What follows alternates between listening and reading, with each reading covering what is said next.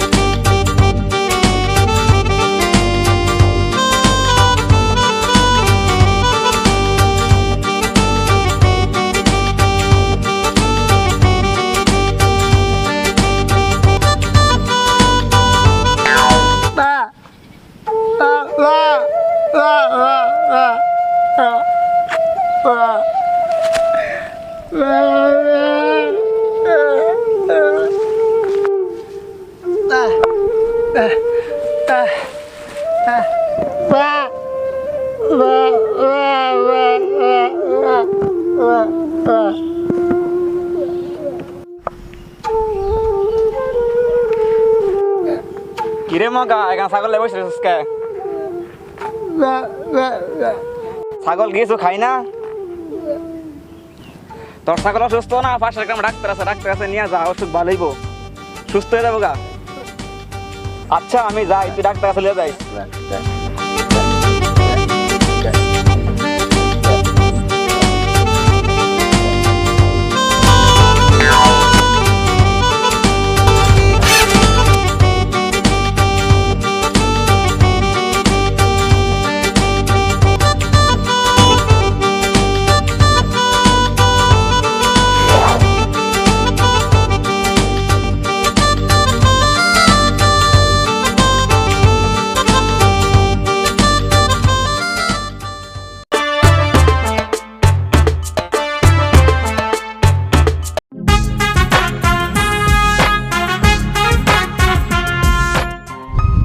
বড় ভাই, পাশের গ্রামের পাখিটা তো আসে না, এখন কি করা যায়? অপেক্ষা কর দেখি আসে কিনা। অনেকক্ষণ যাবতই তো বসে রইলাম, এখন অপেক্ষা করলাম না ভাই। আর কিছু কম দেখি। আচ্ছা দেখা যাক, এখন তুই কি বল, কি করা যায়? আমি তো বিপদে বেড়ে গেছি। এই যে চেয়ারম্যানের মায়ের হাতে ধরে যে টান দিছিলাম, এখন তো মায়ের বিচার দিছে। আরে বেটা কেডা কি করবে? আরে এগুলা কিছু হইব না, সমস্যা নাই ভাই আপনি পাশে থাকেন ভাই। হয়েছে, সমস্যা নেই। চেয়ারম্যান বড় ভাই পাশে, বড় ভাই পাশে না থাকলাম। চেয়ারম্যান কোনো ব্যাপার নাই। ওই শিবাত বড় ভাইয়ের জন্য আবইলা তোমার মেনশন নিয়ে আদা। জি ভাই, 1 মিনিট। এই আমার জন্য একটা বলি নিয়ে আসি। তাড়াতাড়ি আসিস।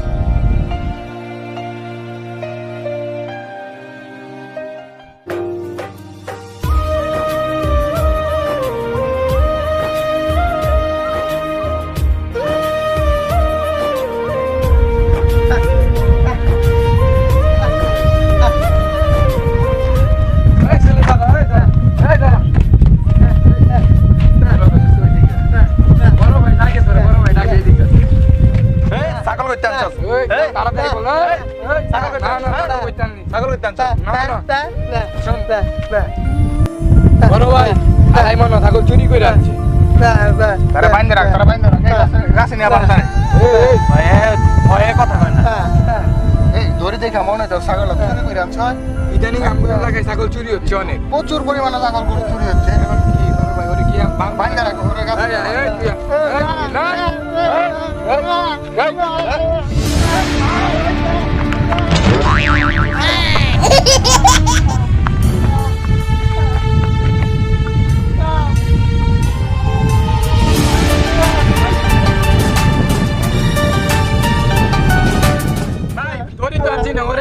গামছা দিয়া বা, গামছা দিয়া বা।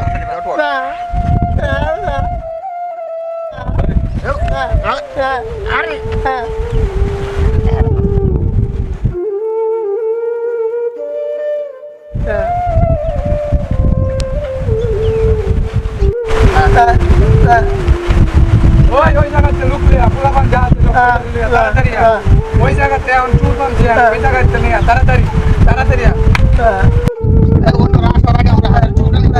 বড় ভাই পুলিশ ওরা আসো। না না না আমরা আগে পানি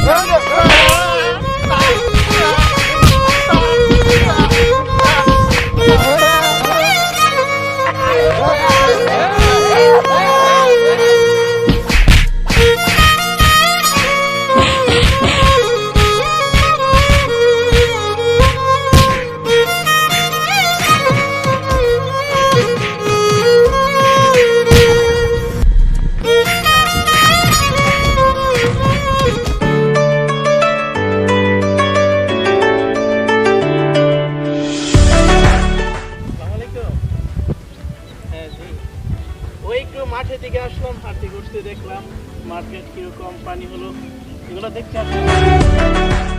এই বন্ধু একটু রাখ তো, সামনে মনে হয় কোনো দুর্ঘটনা হয়েছে, দেখি তো একটু রাখ। হ্যাঁ আমি পরে কল দিচ্ছি তোকে। হ্যাঁ এ ভাই এখানে কি হচ্ছে? দাঁড়ান তো, দাঁড়ান দাঁড়ান, কি হচ্ছে আমি দেখতেছি, দাঁড়ান। এই হুজুর আইতাছে। এই যে ভাই, ভাই দাঁড়ান, একটু আসেন তো দিকে, আসেন ভাই, একটু আসেন তো, আসেন। আচ্ছা আপনারা শান্তশিষ্ট বলেন তো এখানে কি হয়েছিল? ওই তো ছাগল চুরি করে নিয়ে আইছে, পরে তো মারলাম। আচ্ছা তোমরা যে মারলে, কেউ কি কাউকে এভাবে মারে বলো তো? আচ্ছা, চোরকে এভাবে মারবো না তো কিভাবে মারবো ভাই? ও ছাগল চুরি করছে, ও আবার দুবার ভাত ধরে। চুরকে তো এভাবেই মারতে হয়, আর কিভাবে মারবো? তোমরা যে লোকটাকে মারলে, আসো তো দেখি কাকে মারলে, আসো।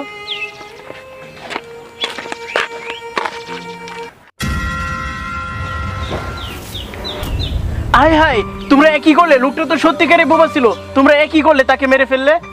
এই কাজটা কি ঠিক করলে? তোমরাই বলো। তোমরা আসো তো। শোনো, এই লোকটার বাড়ি ওই গ্রামে। তোমরা যে তাকে মারলে, তোমরা তো না জেনে মেরেছো। কাউকে এভাবে না জেনে মারা ঠিক না।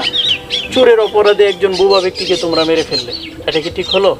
তাছাড়া উনি গ্রামের একজন নিরীহ মানুষ, উনি পশু পাখি পালন করে ওনার জীবিকা নির্বাহ করে। তোমরা কি করলে? না জেনে না শুনে লোকটাকে মেরে ফেললে। এভাবে চোরের অপরাধে বা বিভিন্ন অপবাদে, সে কোনো অপরাধ করে নেই কিন্তু অপবাদ দিয়ে এখন মানুষ মারা হচ্ছে। এটা কি তোমাদের ঠিক হয়েছে এই কাজটা করা? তোমরা নিজেই বলো। আসলে সমাজটাই জানি কীরকম এরকম হয়ে যাচ্ছে। কোনো অপরাধ নাই কিন্তু অপবাদের মাধ্যমে কাউকে মারা হচ্ছে, এটা কিন্তু ঠিক নাই। সে যদি ভুবা না হয়ে কথা বলতে পারতো তাহলে তোমরা এরকম কাজ করতে পারতে না, সে তখন প্রতিবাদ করতে পারতো। কিন্তু তোমরা না জেনে, কোনো বিষয় না শুনে সঠিক সিদ্ধান্তে উপনীত নয়। তোমরা এলাকার লোকজনকে জিজ্ঞাসা করতে পারতে, বা আমি তো তোমাদের এই দিক থেকে আসছিলাম, তোমরা আগে তো আমাকে ডাক দিয়ে বলতে পারতে যে হুজুর দেখে যান এখানে একজন ছাগল চুল ধরা পড়ছে, বা এলাকার কাউকে ডাক দিতে, তোমরা বলতে তাদের হাতে ধরে দিতে। কিন্তু তাদের হাতে ধরে না দিয়ে তোমরা কি করলা? তোমরা নিজেরাই বিচার করলা। এতে করে কি হলো? একজন নিরীহ মানুষ, তার প্রাণ চলে গেল। তার সংসার আছে, সংসারে এখন কে তার জীবিকার আঞ্জাম দিবে? এই কাজটা মোটেও ঠিক নয়। আমি মনে করি তোমরা কোনো কিছু বিচার বিশ্লেষণ না করে, এরকম কোনো সঠিক চিন্তা ধারণা মাথায় না নিয়ে কোনো কিছুর ফাইনাল ডিসিশনে তোমরা উপনীত হবে না। এত করে দেখা গেছে আমাদের সমাজের অনেক নিরীহ মানুষ তাদের নির্যাতন থেকে বেঁচে যাবে এবং তোমরা অনেক অপরাধ থেকে বেঁচে যাবে। আশা করি তোমরা ভবিষ্যতে আর এরকম কাজ করবে না। এখন দেখাও, তার কিন্তু কেউ নাই, শুধু তার পরিবার, তার একটা ছেলে সন্তানও নাই। এখন যেহেতু একটা দুর্ঘটনা ঘটে গেল, এখন তোমাদেরই সহযোগিতা করতে হবে। তার দাফন কাফনের ব্যবস্থা করো, প্লিজ দয়া করে তার লাশটা তোমরা কাঁধে নিতে পারো। আচ্ছা তাহলে সবাই ধরো ওনাকে, চলো।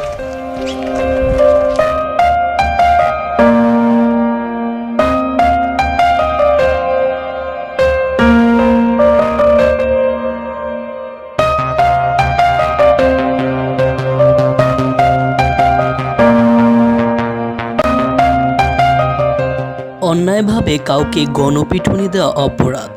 যদি কাউকে আপনার সন্দেহ হয় তাহলে পুলিশ বা স্থানীয় জনপ্রশাসনের কাছে হস্তান্তর করুন। আইন নিজের হাতে তুলে নেবেন না। মনে রাখবেন, আপনাদের খামখেয়ালির জন্য চলে যেতে পারে একটি ভালো অসহায় মানুষের জীবন। তাই আসুন বাংলাদেশের আইনকে শ্রদ্ধা করি, বাংলাদেশের আইনকে মেনে চলি এবং সুন্দর একটি জাতি গঠনে আমরা সাহায্য করি। ধন্যবাদ সবাইকে। ইতি টিভি ভিডি সাবস্ক্রাইব করে আমাদের পাশেই থাকুন।